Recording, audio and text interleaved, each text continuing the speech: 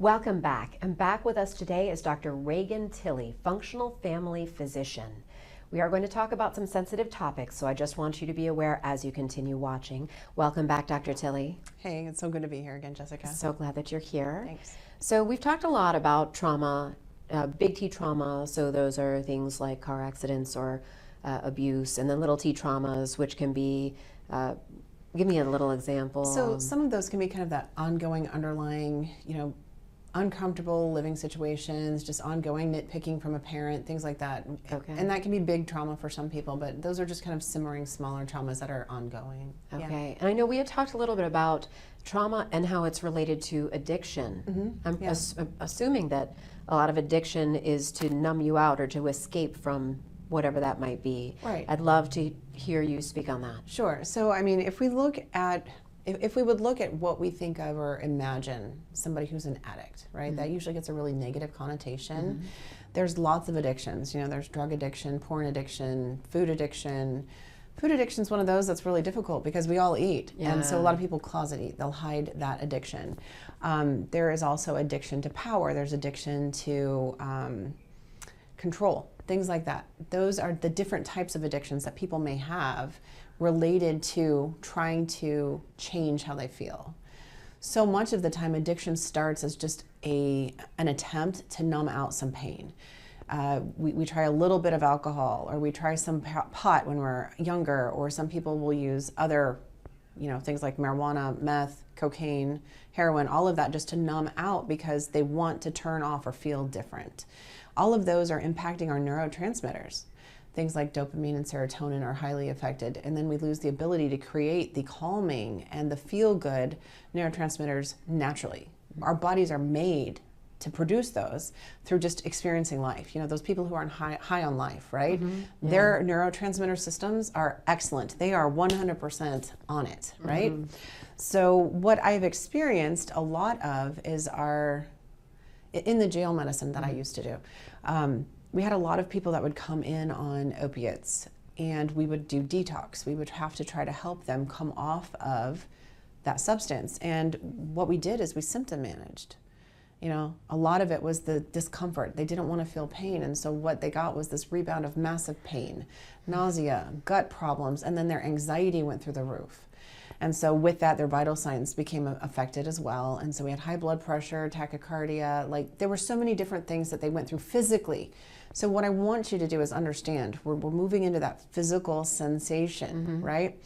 So think about a time you felt really uncomfortable, or you had been a part of something that created a lot of trauma, right? And how did you feel in your body? So again, I don't want you to go into that space right now of feeling really anxious or like you are going into that trauma again. But think about your heart rate was fast, your breathing was shallow, you wanted to run, that fight or flight, right?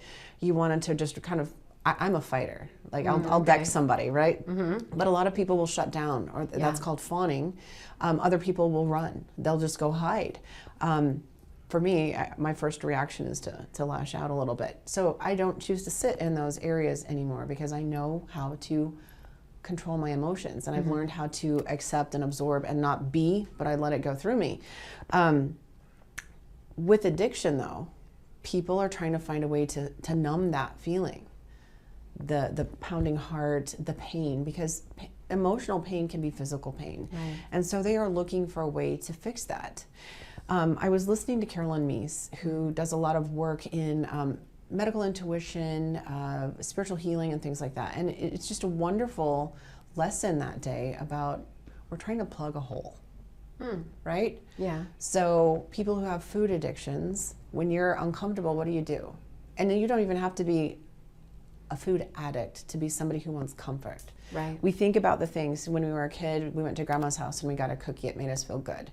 Or it was family dinner, and in order to just cope with the family dinner, it was Thanksgiving, so we just ate. Because if we were eating, we couldn't be arguing, or we couldn't be feeling uncomfortable. We were making Aunt Sally happy that we tried her Jell-O salad, right? So these are all the things that we stuff with, right?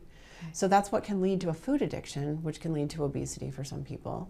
It can also lead to drug addiction. If we have this more maladaptive coping, even food addiction is not well adapted, but it's an acceptable adaptation. But there's other types of addictions. Like I said, that power, that control. Yeah, tell us a little And bit. success. Yeah. You know, looking at these high achievers, right? The CEOs that seem to have it all, right? They've got all the money, they've got the latest boy toy or girlfriend, all of the things, the big cars, the big house, all of that. That's kind of an extreme achievement level, but a lot of people use that for their kind of vision boarding that they do. They want to have all of that stuff. And they're addicted to the success that it takes to get there.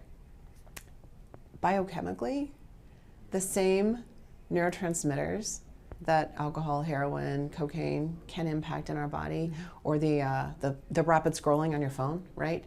The flip, nonstop TikTok mindset. We have the 30-second brain span these days. Yeah. Those are the same neurotransmitters that success, that power, that achievement can give you as well. So some of our high achievers are not happy. Yeah. They should be, because they've got everything, right? You've got the job, you've got the house, you got the dog, you got the kids, you got the car, right? Yeah.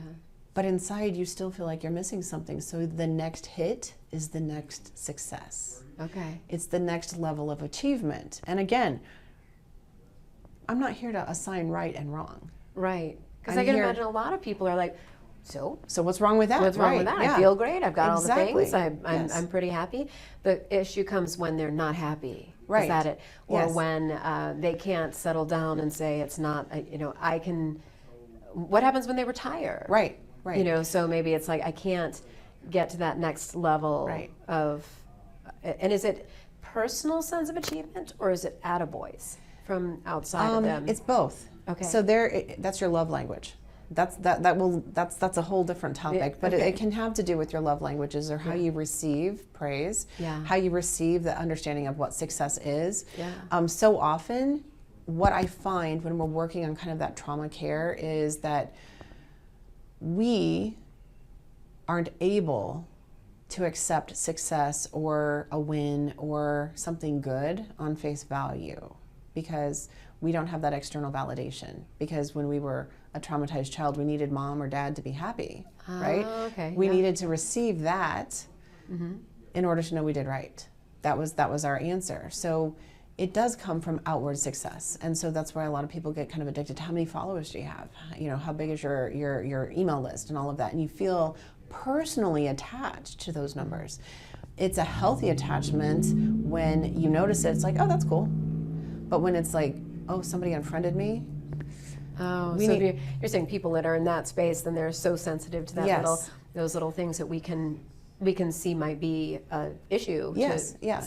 So when we compare this, I mean, my presumption is, because I want to make sure that, say, I know we have a very high achieving audience also, and I don't want anyone to say, well, wait a minute, it doesn't mean that's where you are. No. It's whether you're happy or unhappy. That's what I'm going to tell you, and whether you have this need of that. We hear all the time from highly successful people, I wish I had spent more time with family. Exactly. On their deathbed, or when they're older, when they are Yes. really highly successful. It's like, I wish I had done this in hindsight. Is that basically what you're trying to do? Help people see there is a whole global you that you can experience? Exactly. And I was going to lean into that. So thank you for kind of bringing that up, because what I want the high achievers to understand is that there's nothing wrong with achievement at all. Yeah.